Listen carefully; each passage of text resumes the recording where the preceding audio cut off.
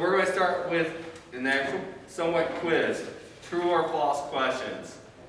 First, you can just shout it out if you think, or we can raise our hands. The first question, if you build the perfect church, the way we think about church, people will come. So we built a building, the perfect building of church, people will come. Is that true or false? Trick question. False. False? I got a lot of false. Anybody think it's true? True? But who's perfect? By God's standards or man's? The way we think about church. I would say it'd be true because man would want what they want and they may not be in line with what God. So people would go to a church that's going to hit your ears. All right. Second question. Growing your church will automatically make a difference in the community. True or false? It should. I agree. You would like it to. You're not asking why. True or false? Yeah, true or false? Automatically? No. These are tough questions. The next one. Developing better church members will result in greater evangelism. Yeah, it should. It should. Yes, true. You know you're getting hedged answers still. What? You're getting some hedged answers. Yeah, well, that's what we're going to go talk about. The church needs more workers for church work. Yeah, it's true. Always true. It's true. Church involvement results in discipleship. True. Better planning will get you where you want to go in terms of missional effectiveness. So we just schedule it better. It will be better. Yeah, just. Should help. I'm so much in the gray on your questions. And there is a reason for that, why they're in the gray. Because we are going to talk kind of about that. So up here I have 3 books that I've read part of or all of it. First is The Present Future by McNeil, Reggie McNeil. And this is the book we're going to be talking about a lot today. There's another one by Reggie McNeil, The Missional Renaissance. And this is changing the scorecard for the church. And this is an actually great book. The Michigan District, we read this together as a board of directors. And talking about how can we change, it's not necessarily how many people are in attendance each Sunday, it's how many people are you affecting and how many people are changing, your lives are changing. And then the last one is You Lost Me by David Kinnan. And this one is talking about, this one is kind of a hard read. If you like technical reading, this one will be for you. That's why we're going with this one, because this one's an easier reading, but they kind of say the same thing. But this one is talking about how we lose the people in church, which we're going to go through also today. So if you ever want some good books to read, these are good books to read. And I'll put them here for later if anybody wants to look at them. But we're going to really look into this one. And the reason why, again, it was easy to read. The chapters aren't that long, which is good for me because otherwise I fall asleep. There has good information in here. And then it also adds those true and false questions. It makes you think. It really makes you dive into it. So here's how the book starts out. The current church culture in North America is on life support. Would you agree with that? Yes. It is living off the work, money, and energy of previous generations from a previous world order. Yeah. The plug will be pulled either when the money runs out, 80% of the money given to a congregation comes from people aged 55 and older, or when the remaining 3/4 of a generation who are institutional loyalists die off, or both. So either the money runs out or the people die out. Yep. Pretty true statement. Yep. Is that true here? Yes. It looks like it could be. We've had our money issues for a while. Yeah. We've had an older congregation for a while. There's not too many kids in the church. Usually at 9 o'clock, I think Trevor and Aiden, and then if Jill brings Matthew, are the youngest ones. In the 11 o'clock service, the Benrowski's kids are, I think, pretty much the only kids. Now that Olivia Anderson's in high school, she's not necessarily a kid anymore. The Stapleton kids. Stapleton kids when they come. Yeah. I mean, we do have a few, but regular attendance is a lot older. And then we have people that are like 98 years, 99 years old, still coming each Sunday. So what we're really going to talk about a lot is church culture and where we're going for that. So on page 2 in the book, and this is from 2003, so the book is written in 2003, so it's already ready for an update version on this. So you can just take these numbers and they'll be worse now. Double. So the world is profoundly different than it was at the middle of the last century. So, we're talking about, again, from the 2003. North American church largely has responded with a heavy infusion of denial. So we're going to talk about how the world is different. Would you agree with that? Yeah. How is the world different now than even 20 years ago, from 2000? Well, you almost just have to look at what's acceptable on TV. There are things on TV that, I guess, what? Yeah. You never see 20 years, even 10 years ago. Things were not quite as loosey-goosey now, and things are, well, it's like in the Bible, the good is evil and evil is good. And you know who we have to blame for that? Ourselves. Well, I was going to say Archie Bunker. And I love All in the Family. Anytime I watch Archie Bunker, a lot of his characteristics reminds me of my grandfather that passed away. But because that was the first show that had a toilet, I believe, that showed the toilet, and also had one bed in the bedroom. Really? I want to say that was usually, if you think about it, all the other shows, Yeah.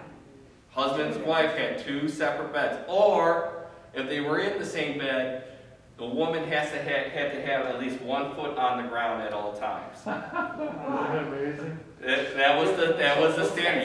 You could not show anything other than that was risque and was against the norm.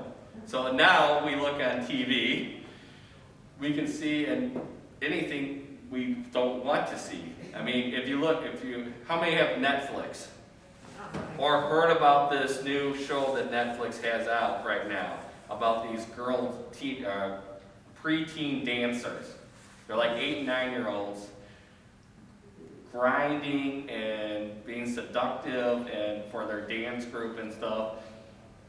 It's appalling.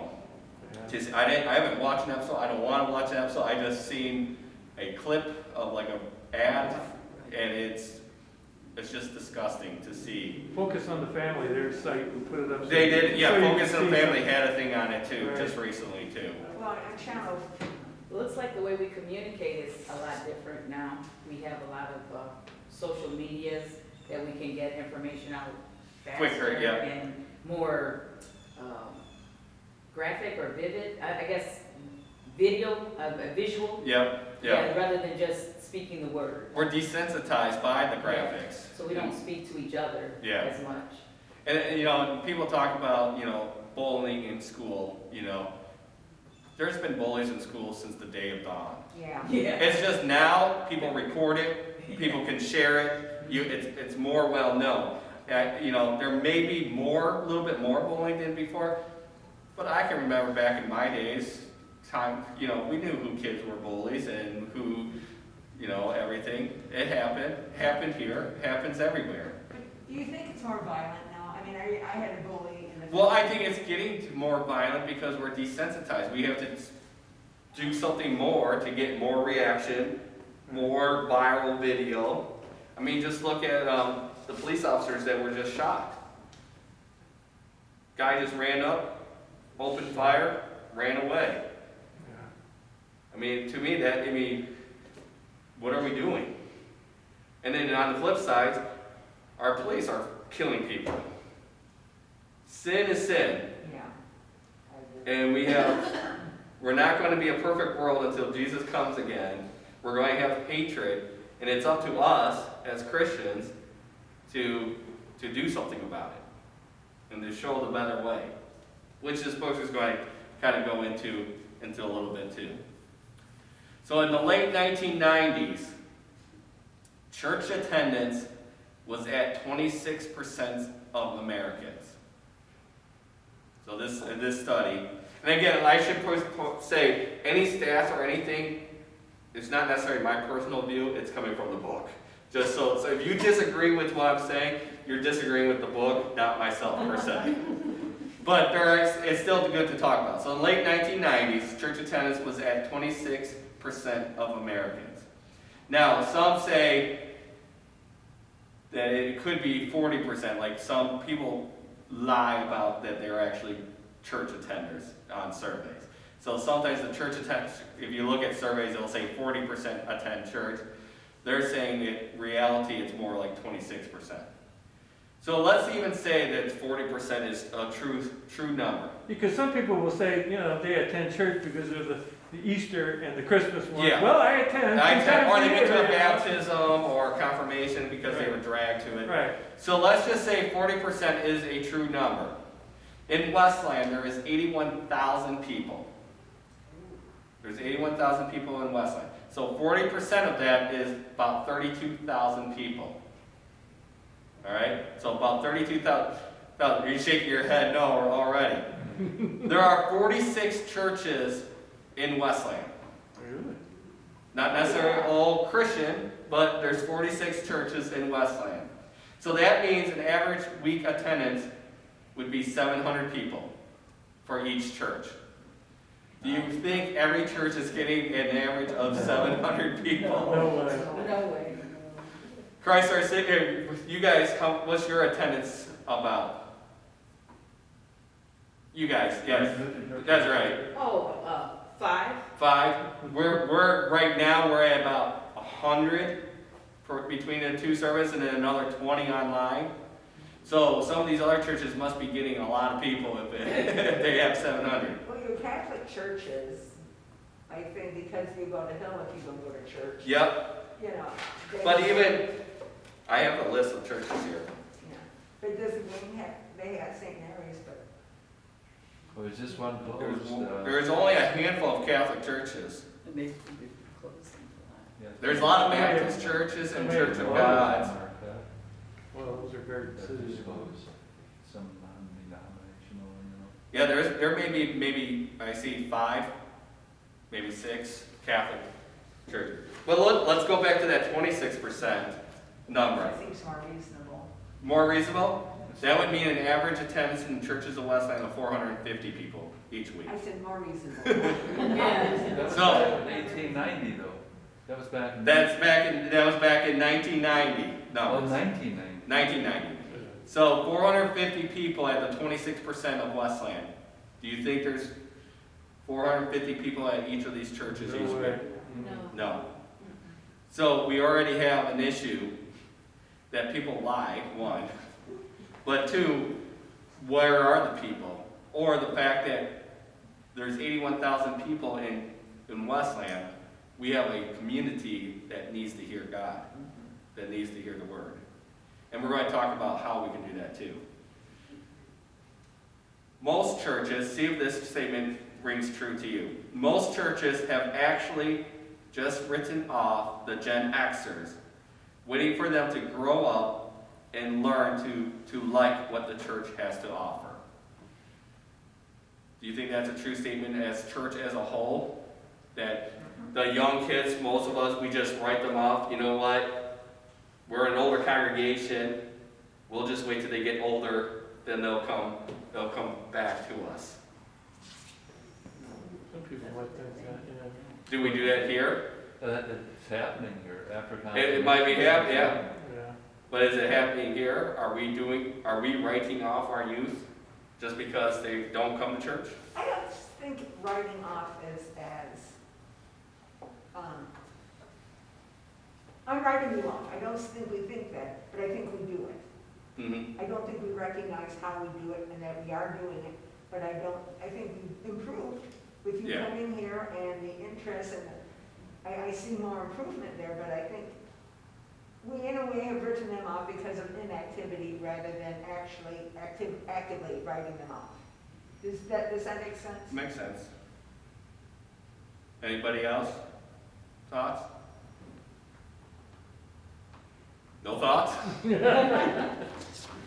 I think COVID, we have to read, when we're talking about this also, is let's not think about COVID, because COVID has changed everything. So this is even before pre-COVID conversation. Yeah. And hopefully maybe post-COVID conversation. Like, because COVID in itself, that could be a 10-hour discussion easily on what we need to do to reach our people. Vicar did our environmental scan for this year, and what that does is just looks at our community, the ages of our community, the ethnic background of our community, and the education levels, the money, how much they make. And the two things that he found for population-wise, age-wise, is Westland area, this area, is a lot of older people and a lot of single moms. So those are the two main groups that is living in this area. What was the first one again? Older generation, and then the single moms. And then Westland also is we are a lot higher population of people that are never married. So, and our divorce rate is getting higher than the state average too.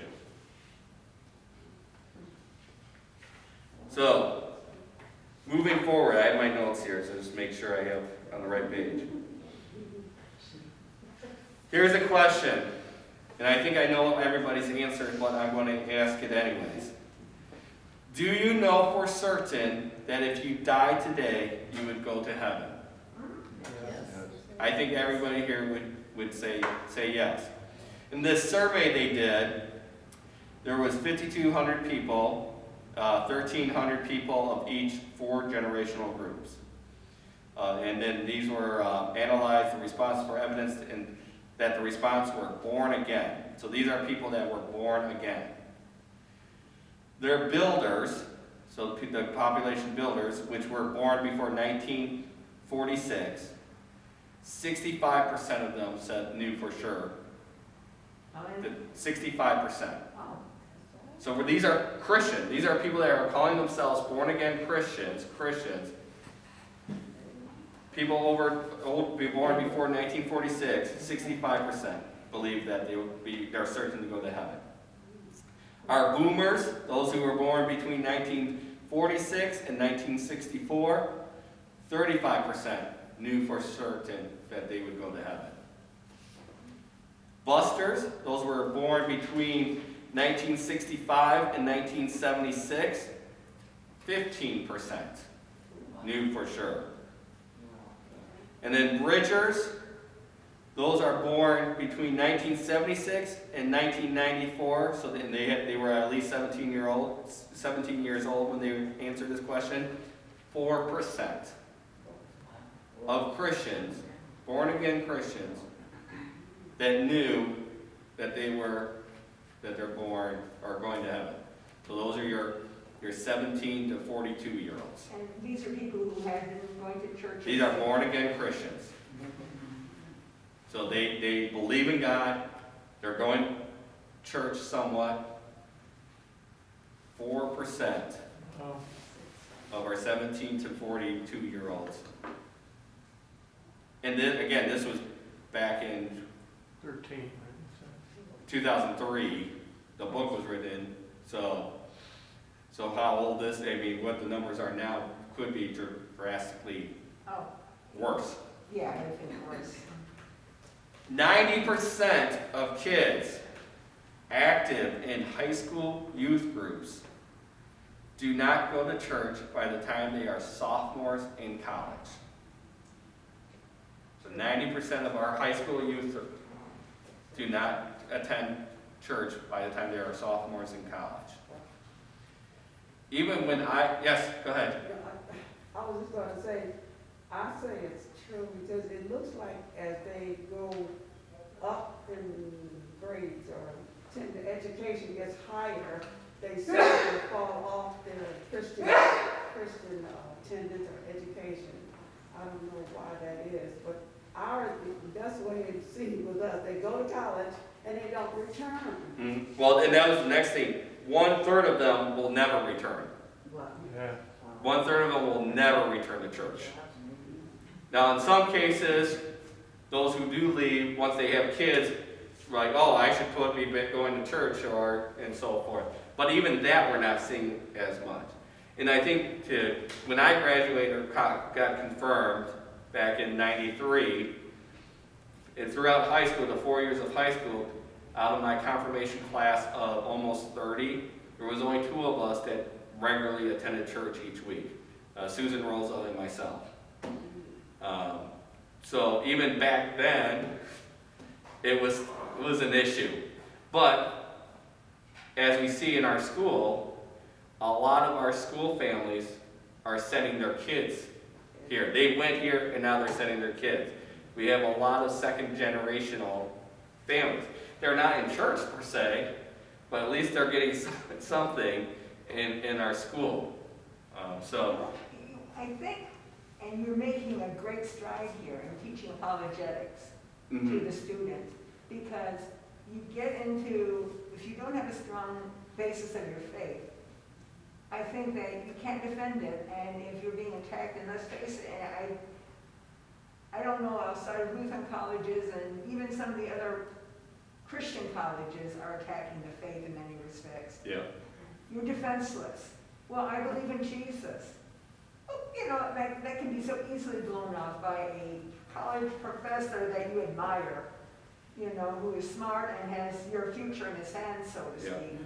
So I can see where that happens, and without being able to defending the faith, I mean, do you know who Robbie Zachariah is or was? I know the name. Oh my gosh, he was brilliant. He would go to colleges, and the students would come.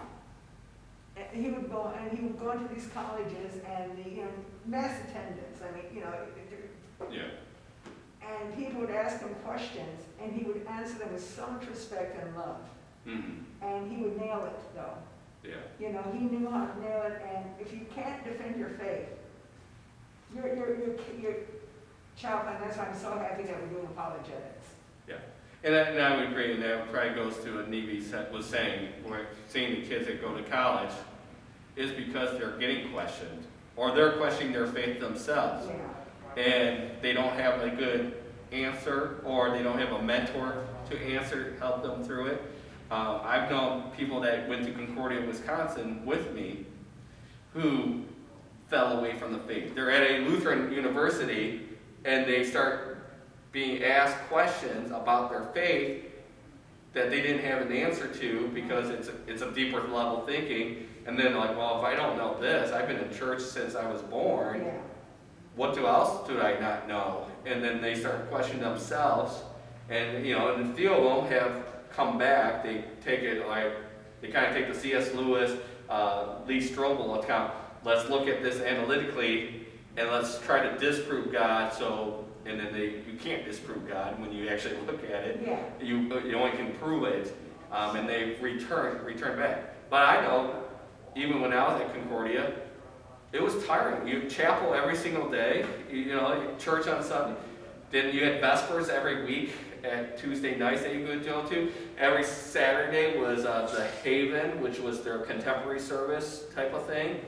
It was almost like, plus all your homework, where do you fit in everything? And it took, for a while, I'm like, I don't need to go to chapel every day. I can skip once in a while. And I got to the point where, no, I should be in chapel, and I need to be in chapel every day. And the same thing with kids that I went to high school with at Lutheran Westland. Well, we get religion every day. Why do I need it on Sunday? That's just another day. We're hearing everything on Monday through Friday. And I'd rather sleep in. Probably our school kids here too that missed that. Yeah. Now, when I was in the Lutheran school down in Ohio, almost all the kids went on Sunday. All my friends went on Sunday. It was again, but it's changed so much now that it's just really. Yeah, and we're going to get there. We got half an hour left, and I'm on page 4 of 19. Yeah. You know, I would suggest to you that you check out Ravi Zachariah. Yeah, I've heard. Yeah, he's good. He I died backed that up. recently, but oh my gosh, that man, and he was 17 years old when he came to Christ. So that's a good. I will. Yeah. I'm writing it down right now. Rabbi Zechariah. Rabbi, R-A-B-I, Rabbi. That's good. Rabbi, Zechariah. yeah, Z. So not rabbi. No, it's, No. he's Indian. from Okay. India. So the question is then, why are we kind of talked about it, but why? What's the reality of why people are leaving church, or why are our kids leaving church? Relevance. Relevance. Tired. Yeah, and I think parents do a lot to, just, okay, we're in church, you're done, you were baptized, you were confirmed, you're done. Well, and that goes into the American culture too. Yeah. It no longer props up the church the way they did.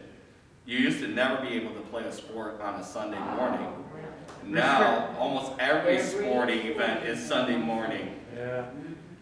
You know, So it's the restrictions, I'd say, is a big one. restrictions. Yeah, all the, yeah.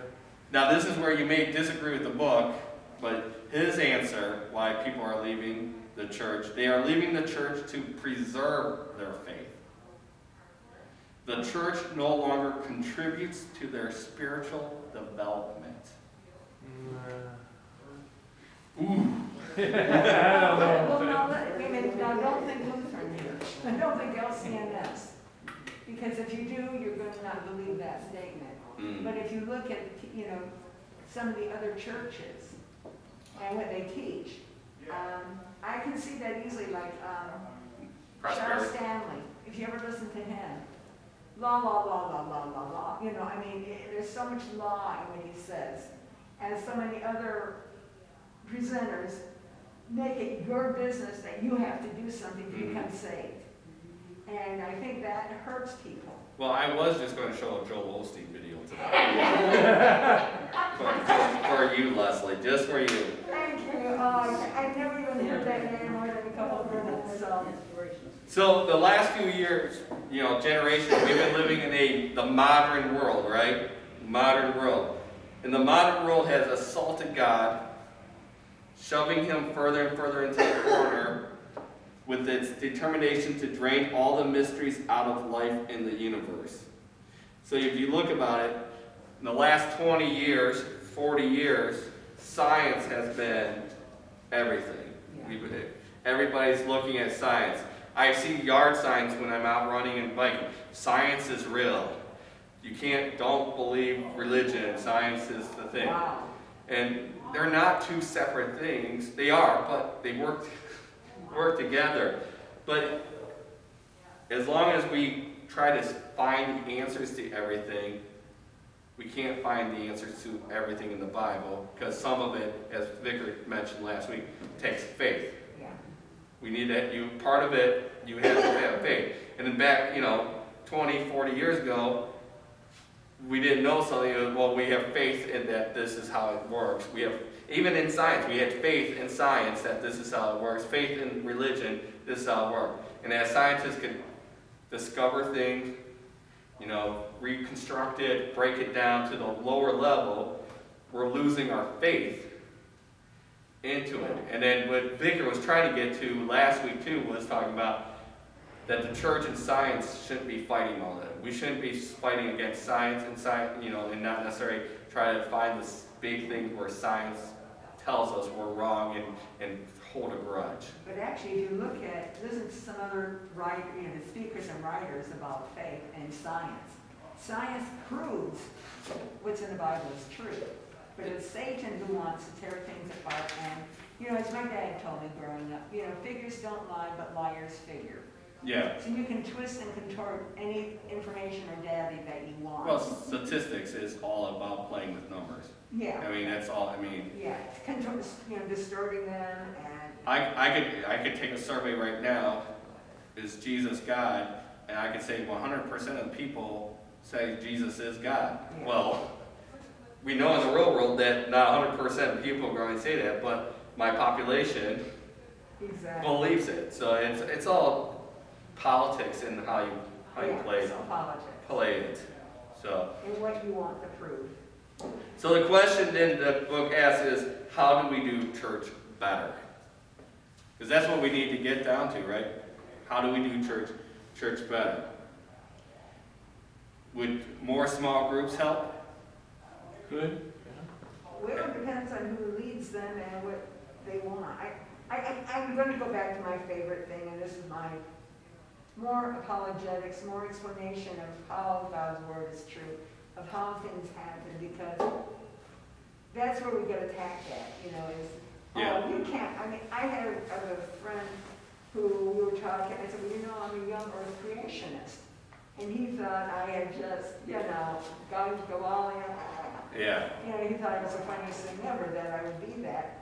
And yet there's so much more proof, of all the laws of thermodynamics, all those things prove this is a young earth. Mm-hmm. And, if you don't know the stuff to defend it, and you're not really strong in the faith, Yeah. you're going to be led away. And if you start saying, well, no, creation really didn't happen, well, then how do you explain death coming before Adam and Eve? Sometimes it takes more faith to be an atheist than a Christian. Absolutely. That's right. I think church also has to show up in all aspects of our life. Mm-hmm. It can't just be something we do on Sunday. We go to school. Yeah. We're walking on eggshells, trying not to offend anybody. Mm-hmm. And also on our jobs. We're taught to say, Happy Holiday. We can't say Merry Christmas. Yeah. That chokes me or other people, but I have to respect Ramadan. I have to respect this, but there's nobody saying respect. Yeah. Jesus. In this book, I don't know if I get to it. You get choked when you get Yeah. And I'm not sure if we're going to have time to get to it, but in this book, it does talk about that as a church, we have failed so many because we have not taught them how to act and behave as a Christian in the secular world. in the secular world. Yeah, and that gets to the point of this first part of this book to a T. And I could just skip everything else, but and go on to that is talking about how do we teach apologetics, how do we help people to be better Christians out there. Everything is always about in here. So how do we make church be better? It's not necessarily the small groups. It's not about contemporizing our worship. It's not about Facebook marketing strategies or focusing on customer service, creating a spiritual experience, becoming seeker-friendly, create a high expectation member culture, purify the church from bad doctrine, or return the church to the basics. Church activity, this is a good quote, church activity is a poor substitute for genuine spiritual vitality. Repeat that, please. Church activity, so all that stuff I just mentioned, everything that we talk about, how do we make church better? Well, we need to get back to traditional services more. We got a contemporary service. We have to have our 100 Bible classes per week to reach everybody. All those church activities is a poor substitute for genuine spiritual vitality. So I thought that was a kind of a great quote, because relating that to the school programs, we could do any program we want. The program is not going to help us. It's the people doing the program. That's what's going. My teachers being good teachers is what we need, not just the best programs, because programs are changing. The way Ann taught is not the way they would say necessarily not good or bad. What's in trend now. As Pastor Vicker mentioned a couple Sundays ago, kindergarten, I don't know when you were still in kindergarten, did we have that log? Certainly did, in fact, I got a few of them. We had a log with nails in it and a hammer, and we were able to hammer nails in, rip those nails out. You taught you good hand-eye coordination very quickly. But in today's world, that trend, that program would not be a good program, because all I see is now is a lawsuit happening. Smash thumb, Yep, trends, programs change, and they need to change with time. The people, that's what matters. So moving forward, see if this is a true statement, because I think this, at least this first part is very true as the CEO. The senior pastor, and this is of a multiple 100-member congregation, say 200 or 100-person congregation, now must be a manager of the corporate church, headhunter, personnel manager, strategic planner, fundraiser, expert communicator, chief vision developer and caster, ministry entrepreneur, spiritual guru, architectural consultant, plus whatever particular assistance or role the congregation needs at any given time. I think you left out a few. Yes, janitor and but and that's true of many churches. And I mean, it's true here. I mean, I would say that is 100% true here. It's vicar or myself, whatnot. I mean, we love doing it, and we're going to do it because it needs to be done. But there is a lot. Back in the old days, pastors may have some oversight of things, but their biggest call is to preach and teach. You know, and that's where elders in the old days were so important, because the elders' job was to make sure Sunday services went correctly. Yeah. Make sure the people were communion and set up, and ushers were doing their jobs and making church, where the pastor's job was to preach and teach. And now we kind of change stuff, and part of it is because most churches are dying out. You don't have the volunteers, or we have people like Weldon, who's here every single day volunteering, or Steve, who's here every single day volunteering. Which gets to the next part. Many church members feel that they have been sold a bill of goods. They were promised that if they would be a good church member, if they would discover their gifts, or join a small group, sign up for a church ministry, give to the building program, learn to clap or dance in worship, or attend this or that they would experience a full and meaningful life. So we say, come to church. It will change your life. What happens to the person that comes to church? Nothing changes. And maybe nothing changes for a while. I think eventually it can change their lives. But most people are not going to stick around for the long game if they don't see immediate, and especially in today's generation, if they don't see the immediate gratification, they are going to be going somewhere else.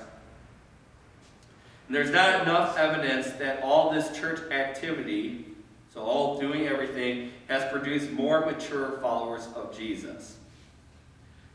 And I say this I've said this in almost every church that I've been to especially to the elders.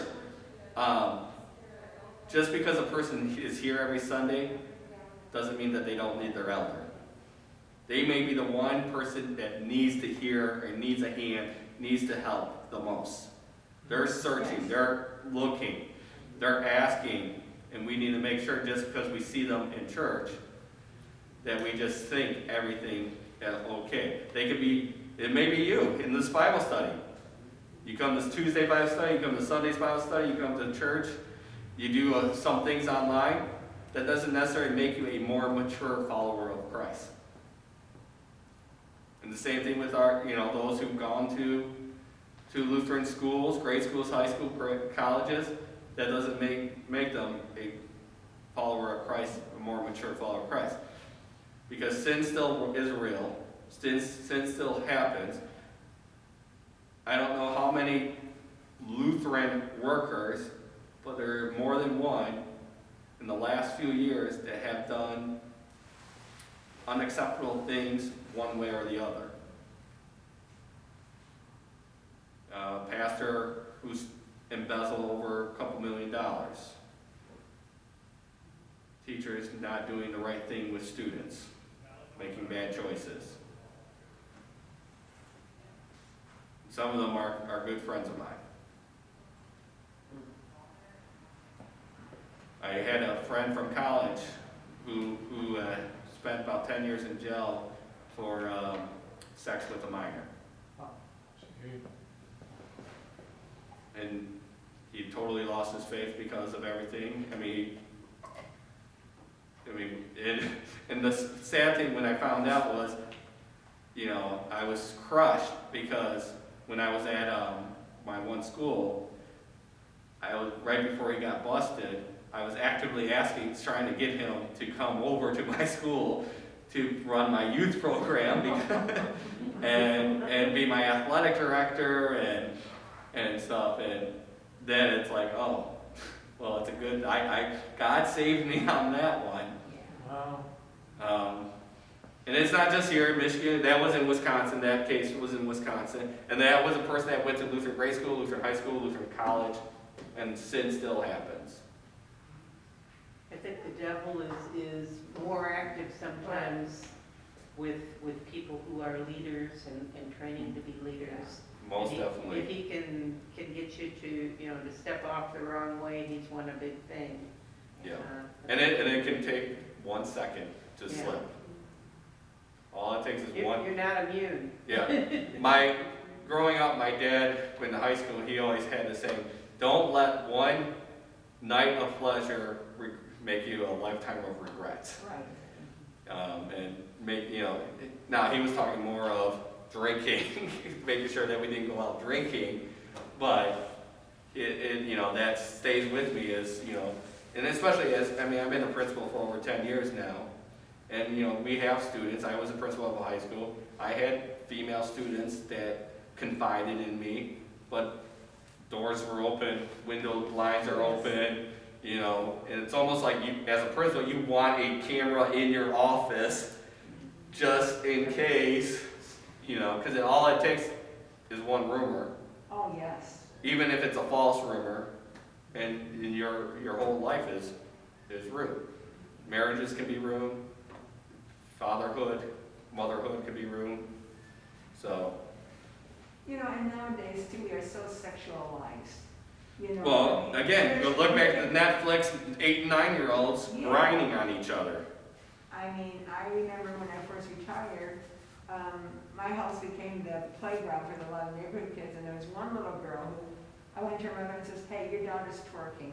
I can't have that, and she, would get upset with me, and she was only like 6 or 7 years old. Yeah. But she sees it on Well, they see it on TV. It's the same thing and you when, give me attention. it's the same thing when we have a student come to the office because they said a bad word. And the parent's like, what? My kid would never say that. Where did they hear that from? And then you turn around and the parent is swearing up a storm in the parking lot. It's, the kid, kids listen and they watch everything. And that goes back to, if you look at a child that was sexually abused or physically abused, the likelihood that they're going to do the same thing is a lot greater because that's all they know. And that's what they think is normal. Until you can break that cycle, it will continue. In North America, the people have been led to believe that their Christian life is all about the church. So this failure of the church not only creates doubt about the church, it also leads them to all kinds of doubt about God and their relationships with Him. So that statement, to me, kind of goes into especially what our Catholic Church is dealing with their priests. And again, we don't have a lot of time left, so I'm going to try to summarize some of this that I had planned. But the church has failed people. Well, I would say the corporate church, because the church is the people. The corporate church, the leadership of church has failed people. People see what's going on with, especially the Catholics, and that paints all churches bad. But do you think, okay, take the Me Too thing that happened recently, where every woman alive had a sexual encounter with somebody that they didn't want, and so they all became Me Too. Mm-hmm. Is the Catholic Church the hotbed of pedophilia that it really is, or are people kind of jumping on, oh, he looked at me funny, or you patted me on the Well, shoulder? But there is that, but there is the history of the Catholic Church Yeah. individuals that were homosexuals they were urged to go into the priesthood because they figured, well, you're going to get the word of God, you have to live a celibate life, But, that you're going to be okay with it. And it's not just the Catholic Church. About 6 years ago, a Lutheran church here in Michigan, their pastor had a Grindr account. If you don't know what that is a homosexual account like Tinder, dating app for homosexuals. So there's a pastor on Sunday and throughout the week criticizing and down anybody that was homosexual living a life of homosexuality. And that was right here in Michigan.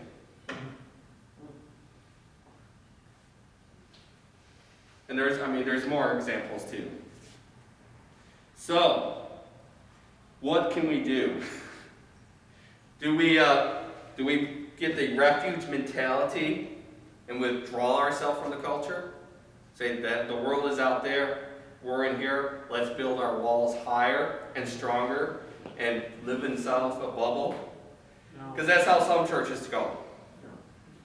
I look at Baptist churches, that's how Baptist churches, well, drinking is bad, dancing is bad because of everything out here. Let's build our walls higher and block everything out. Or you can go the other way, which our non-doms usually go.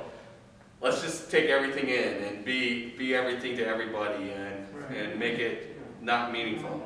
So where do we draw this line to in between? Do we sell out the culture or do we build a wall? We're supposed to be salt of the earth. We're supposed to be out living as Christ wants us to. And then how do we do that as a church?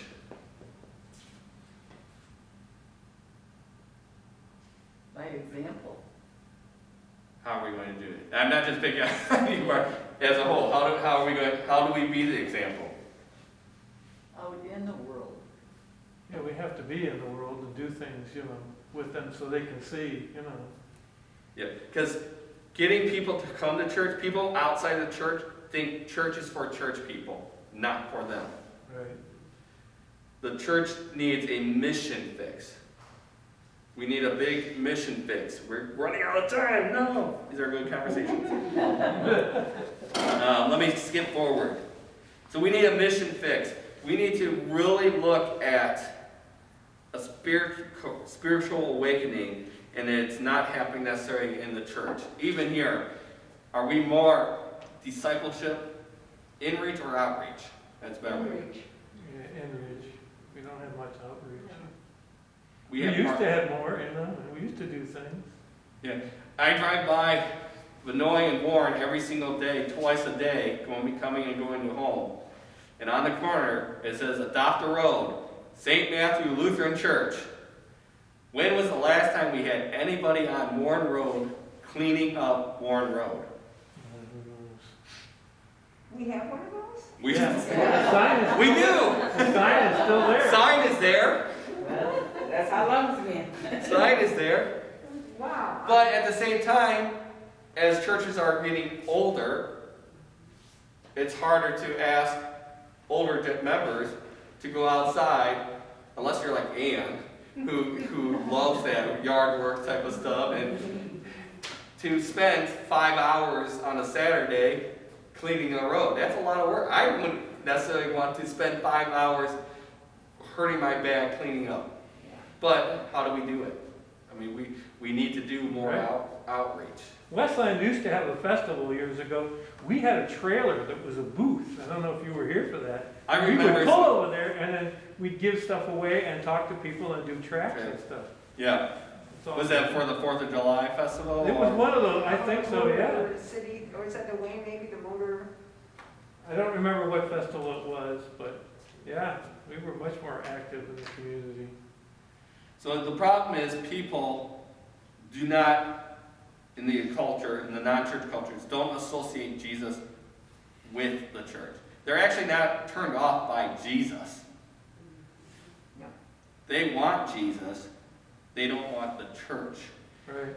They think the church is a club for religious people where club members can celebrate their traditions and hang out with others who share common thinking and lifestyles. They believe the church is out for itself, looking out more for the institution than for people. Yeah. Yep. Pretty true statement, I think. I mean, and we're all guilty of it in one way or another. That this is my church, and who's sitting in my pew. But on the other end, like, you know, and I've had this conversation with the teachers too. You know, a lot of times schools, principals, they want to defend their teachers, which we do. But sometimes we do it to the sake that they are wrong, and the kid was right. And as a good principal, you tell the teacher when they're wrong, and you tell the kid when they're right. Because sometimes when the kid messes up or the teacher has a problem with the kid, it's not the kid's fault. It's the teacher. So it's a fine line of being an advocate for the kid and for our parents, but also backing up the teachers. Yeah, that's a tightrope. It's a very tight rope. But in the, you know, when I was being learned in my master's program, it was all, well, you defend the teachers no matter what. If they're wrong, you don't admit it in public. You talk about it behind closed doors. Where now it's, no, if you are going to be a good principal and an advocate for your school, you need to be an advocate for those kids. And if the teacher is wrong, you tell the kid, you know what, Susie, Mrs. Smith was wrong. She shouldn't have said that you were a buffoon, or something like that. But in the last 4 minutes, we're going to get to the Bible now. So make sure you have your Bible out. We want to look at the theology of mission.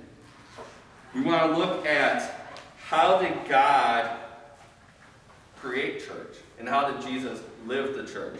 So if somebody can real quick read Exodus 19 verses 3 through 6. And then if somebody can look up 1 Peter 2 verse 9. And then lastly, if somebody can look up Revelations chapter 1 verses 5b through 6. So Exodus 9 what? 19. Exodus 19, 3 through 6. Revelation what again? Revelations 1 verses 5, the second part of verse 5 and 6. And then 1 Peter 2 verse 9. I have the Exodus 19. Okay, go ahead and read it. While Moses went up to God, the Lord called out him on the mountain, saying, "Thus you shall say to the house of Jacob and tell the people of Israel, you yourselves have seen what I did to the Egyptians and how I bore you on eagle's wings and brought you to myself. Now therefore, if you will indeed obey my voice and keep my covenant, you shall be my treasured possessions among all peoples. For all the earth is mine, and you shall be to me a kingdom of priests and a holy nation. These are the words that you shall speak to the people of Israel." All right, and then 1 Peter 2, 9. Somebody have that? But you are a chosen people, a royal priesthood, a holy nation, a people belonging to God, that you may declare the praises of him who called you out of darkness into his wonderful light. All right, and then if you have Revelation, hold on a second. So here's a Old Testament story first, New Testament, saying the exact same thing. That Yahweh, Jesus, rescued in the Old Testament Hebrews so that they could partner with him in his redemptive mission in the world. They were chosen to be the priests of God, representing him to the whole world. They were to tell the whole world about God and convince the world of his love for them. And then in the first Peter reaches back to this episode to educate the new followers of Jesus about what it means to be in a relationship with God through Jesus. And that salvation, secured by Jesus, had come to them so that they could pass it on to others. To tell them that the story of the redemption as proof of God's love for all. And then we go into Revelation. And from Jesus Christ, who is a faithful witness, and the first begotten of the dead, and the prince of the kings of the earth, unto him that loved us and washed us from our sins in his own blood, and has made us kings and priests unto God and his Father. To him be glory and dominion forever and ever. Amen. All right, so, once again, one final time, it's talking about we are the royal priesthood. We are the priests of God. What is our job? It's right up here. What is our job? What's the meaning of life? The Great Commission. Go out, baptizing all nations. Tell them, and that God is with them always. So that is what the church was created to be, the people of God, to join him in this redemptive mission in the world. The church was never intended to exist for itself. It was and is the chosen instrument of God to expand his kingdom. The church is the bride of Christ. We are out of time. We'll have to learn more next month. Stay tuned. Stay tuned. So, any closing remarks before we pray? Good job, Dan. Well, thank you. Yeah, this is very Thanks for filling in. And I think this will be maybe good once a month when Vicar's at his winkle to get off of the Bible stack, well, a little bit off the Bible.